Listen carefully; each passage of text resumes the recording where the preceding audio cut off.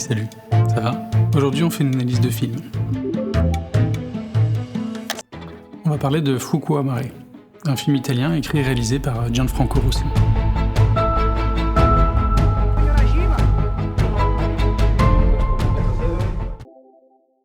Alors le réalisateur et le monteur ont des outils cinématographiques, certains sont classiques, et d'autres sont moins courants dans le cinéma documentaire.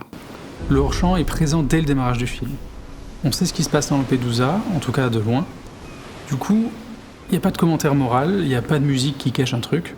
Au final, on ressent, alors qu'il n'y a rien qui est appuyé, parce qu'on sait déjà tout, on sait déjà ce qui s'est passé. Du coup, on se sent impliqué, il cadre la vie, et il laisse la crise hanter l'image plutôt que la filmer en direct. Et là, tu crées tout seul les liens qui te manquent dans le film. Le hors-champ. El Classico. C'est quand même le truc qu'on voit tout le temps, enfin du coup qu'on voit pas, mais qui est très riche et qui donne du sens. Alors en documentaire, on voudrait tout voir, on voudrait tout montrer, sauf que le hors-champ fait tout l'inverse puisqu'il ne montre pas. Alors attention, je dis pas qu'il va cacher, mais au contraire, il va amener autrement une information. Alors soit par pudeur, soit pour un effet de suspense. Dans Fuoco a Mare, l'événement spectaculaire que pourrait être, je sais pas, un naufrage ou au contraire le sauvetage, ou pire, les corps sans vie, c'est abordé, c'est toujours abordé, on est toujours avec, mais c'est jamais frontal, sauf vers la fin, où là vous verrez que c'est un peu plus dur. Durant tout le film, on a des pistes, et on a surtout de la distance.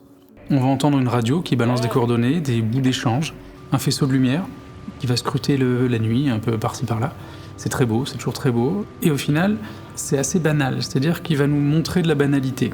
Et on s'imprègne du drame, pendant que cette banalité est là. Le quotidien est banal, c'est de fait, mais dans ce film-là, il est empreint de drame. Donc là, tu ressens la crise comme une pression générale qu'on voit pas, mais tout semble s'y adapter. Tu sais que le drame est là.